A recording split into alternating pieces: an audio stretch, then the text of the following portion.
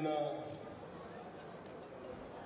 और ये भी मेरे बड़े करीबी दोस्त भी हैं और भाई भी हैं, इनसे मेरा बड़ा गुर्बत का तल्लक है। जावेद भट्ट साहब, शाहिद भट्ट साहब जो कि नाज़िम हैं साबका यूनियन कौंसिल लंगे से, और ये भी मेरे एक बड़े ही करीबी दोस्त भाई हैं कैसर इसाक मोगल साहब, और मियाँ कामरान से भी मेरा इसी तरह का कुछ तल्लक है। चौधरी रऊफ बड़ैच साहब भी मेरे छोटे भाइयों की तरह हैं, और आज के जो मुंतहिब अंजुमन ताजरान के सदर जनाब चौधरी बिलाल मिर्जा साहब, मिर्जा इम्तियाज साहब, तौहीद खान साहब, डॉक्टर अब्दुल कयूम, जिन्होंने इलेक्शन में मेरा बड़ा साथ दिया, ये भी मेरे छोटे भाइयों की तरह हैं। अदनान अस्कर भट्ट साहब, अली यासीन साहब, और आपके जो चेयरमैन कुछ देर पहले जो आपसे खिताब कर रहे थे अंसर भट्ट साहब, मुझे उनकी बातें बहुत अच्छी लगी। उन्होंने बड़ी खूबसूरत बातें की। मर्द जो होता है जब वो बात करता है तो अपनी बात पे कायम रहता है। अब सबसे पहले यहाँ पंडाल में जितने भी मेरे भाई, मेरे बुजुर्ग, मेरे बेटे तशरीफ फरमा हैं, मैं आप सबका और आज के जो हमारे मेज़बान हैं जो जिन्होंने अंजुमन ताजरान का हल्फ उठाया है, उनका दिल की अथाह गहराइयों से शुक्रिया अदा करता हूं कि उन्होंने जिस तरह हमारा इस्तकबाल किया। सदर तो आप बने, जनरल सेक्रेटरी तो आप बने, लेकिन आपकी मोहब्बतों का, आपके प्यार का मैं मकरूज हूं। जिस तरह आपने आतिशबाजी की, जिस तरह आपने हमारा इस्तकबाल किया, मैं इसको जिंदगी भर नहीं भूलूंगा।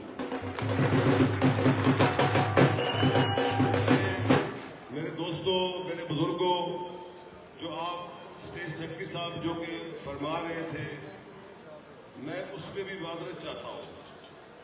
उसकी असल वजह यह है कि यहाँ पे DC, deputy commissioner Gujarat Safdar Virk साहब ने खुद तशरीफ लाना था, जिसकी वजह से हम लेट हुए। लेकिन एट द 11th आवर आखिरी वक्त पे उनको कहीं जाना पड़ गया।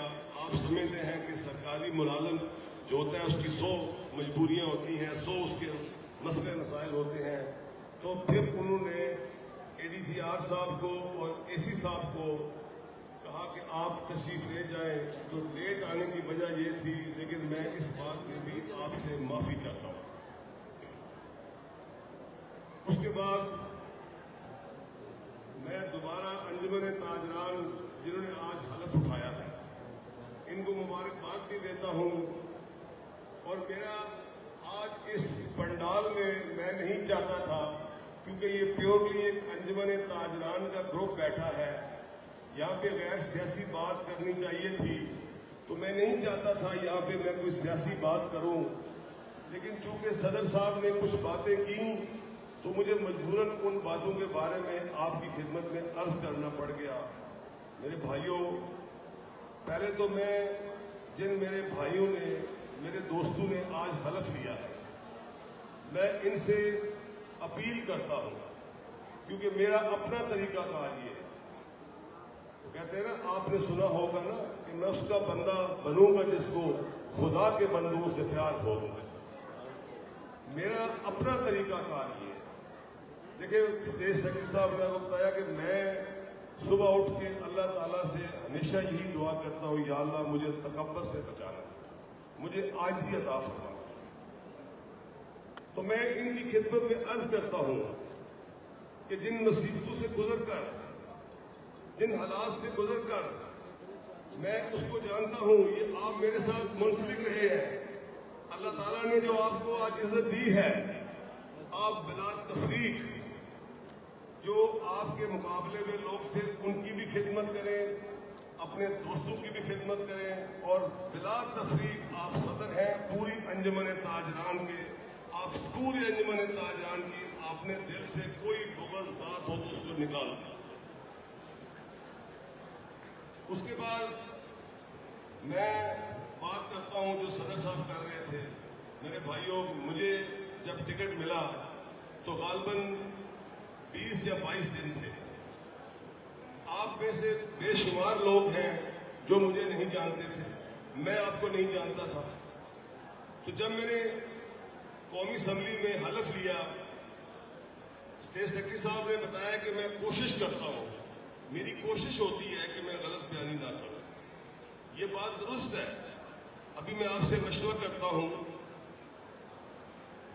मैं जब हलफ लेके आया, आप यकीन करें कि NA 65 के अंदर इतने मसाइल थे, हालात इतने खराब थे। मैंने जिस जगह पे भी मैंने नजर दौड़ाई, मैं वापटा की तरफ गया तो हालात बुरे थे। मैंने सड़कों को देखा तो टूटी हुई थी, मैंने गांव देखे तो बुरे हालात थे। सब कुछ छोड़ दे, लाला मूसा शहर जो है, आप यकीन करें मेरी आदत नहीं है, मैं इस चीज का कायल नहीं हूं कि मैं अपने किसी मुखालिफ पे तनकीद करूं, मेरे लिए वो भी काबिल काम है।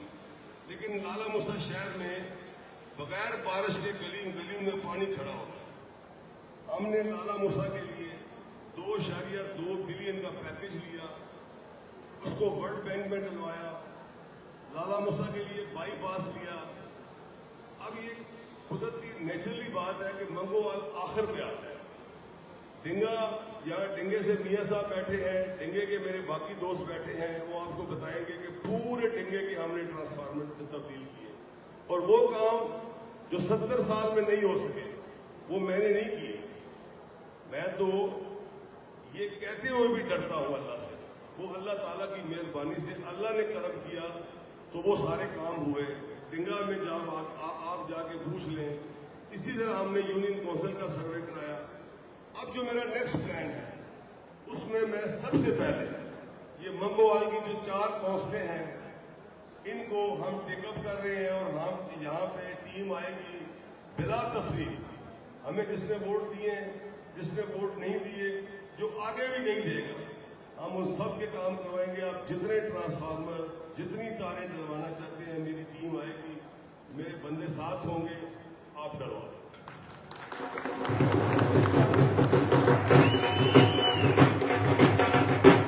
ये बड़ाई साहब ने ठीक कहा।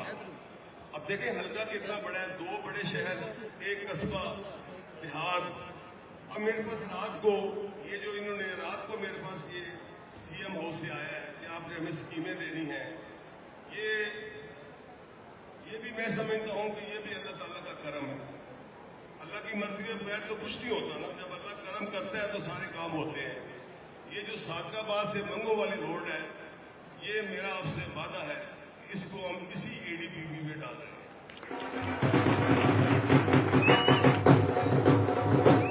आप जानते हैं कि पाकिस्तान की जो इकोनॉमी है, पाकिस्तान के जो हालात हैं वो बड़े खराब है, इकोनॉमी बड़ी कमजोर है।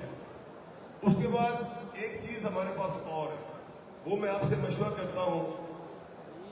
हमसे उन्होंने मांगे हैं मॉडल विलेज। अगर तो ये मंगोवाल गांव में आता है, ये कमेटी नहीं है, तो मैं इसको मॉडल विलेज में डालता हूं। इसकी आप मुझे रहनुमाई करें। अगर ये गांव है, अगर ये म्यूनिसिपल कमेटी नहीं है, टाउन कमेटी नहीं है, तो हम ये CM हाउस से हमें मॉडल विलेज मांगे हैं।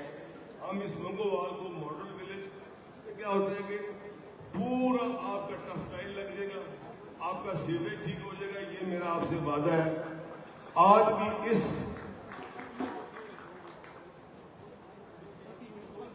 बहरहाल ये आप सारे लोग सुन रहे हैं कि अगर ये गांव हुआ, अगर CM हाउस ने एक्सेप्ट किया, तो मैं सबसे पहले मंगोवाल का नाम लूंगा मॉडल विलेज के लिए।